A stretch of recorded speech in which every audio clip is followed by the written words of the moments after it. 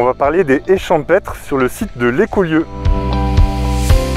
Une haie champêtre, donc comme son nom l'indique, c'est une haie, une rangée d'arbres et d'arbustes et aussi de plantes herbacées au sol qui vont en fait être très diversifiées et très rustiques, c'est-à-dire qui nécessitent peu d'entretien, peu d'eau, pas d'engrais, mais qui vont venir intégrer le lieu à terme. Oui, alors il peut y avoir plusieurs raisons, mais il y a des raisons très pratiques qui vont être le fait déjà de pouvoir clôturer l'espace. Tout simplement, on peut aussi le voir comme un brise-vent qui va être assez stratégique chez nous, où on a du vent du sud et du nord qui peuvent être assez violents en rafale. Donc on va protéger l'écolieu et la partie production maraîchage et arboricole via ces haies qui vont briser donc le vent. Ça structure l'espace visuellement aussi, c'est intéressant. Là aujourd'hui, on est tout en 2D et l'idée aussi c'est de ramener en 3D tout l'espace. Et après il y a des fonctions primordiales écologiques de cette haie qui vont servir de nichoir pour les oiseaux, d'abri pour les insectes, les petits mammifères, etc. De couloir, de corridor écologique. Ça permet aux animaux de se déplacer sur tout l'espace du lieu sans craindre la prédation, etc. Après, ça peut aussi amener des prédateurs intéressants pour nous sur nos cultures, parce que nos cultures vont être sujettes à des attaques de certains insectes ou petits animaux, et on peut organiser la prédation de ces animaux en fonction des essences qu'on va implanter sur la haie et des arbres qu'on choisira.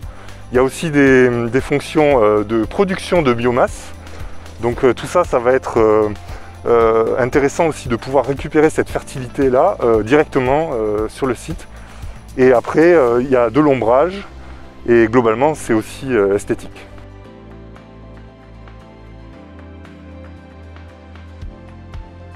Alors on a pris le parti de faire participer tous les salariés de l'Amazona. Donc on a expliqué un peu des concepts de base comme le semis et la bouture.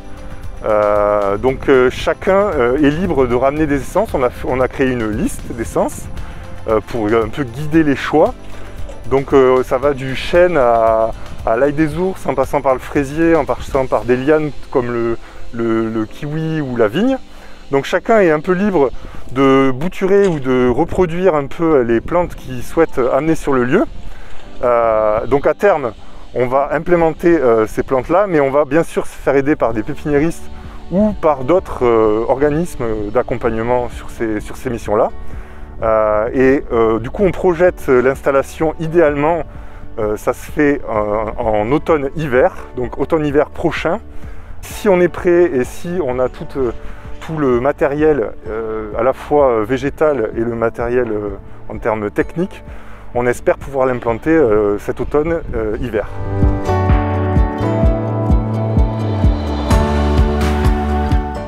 Alors idéalement il faudrait un plan, mais grossièrement on voit un peu la délimitation actuelle, le sol un peu brun, donc à partir de cette limite il va y avoir une haie. On va encadrer jusqu'au fond les 5000 m², donc c'est les premiers 5000 m² qu'on va exploiter en termes de production maraîchère. Par la suite, on va s'implanter sur la parcelle attenante sur un autre 5000 m². Donc ça sera aussi entouré entièrement de haies champêtres. Et après, on peut voir l'arbre tout au fond. Ça va nous servir, en fait, c'est la limite de la parcelle totale de l'écolieu. Donc on va partir de cet arbre, longer toute la parcelle jusqu'au champ attenant, rejoindre les chênes truffiers qui sont alignés aujourd'hui, qui existent. On va les compléter, on va un peu compléter tous les espaces entre les chênes. Et après, on va repasser encore derrière le bâtiment, etc. Pour encadrer vraiment toute la zone et clôturer le lieu.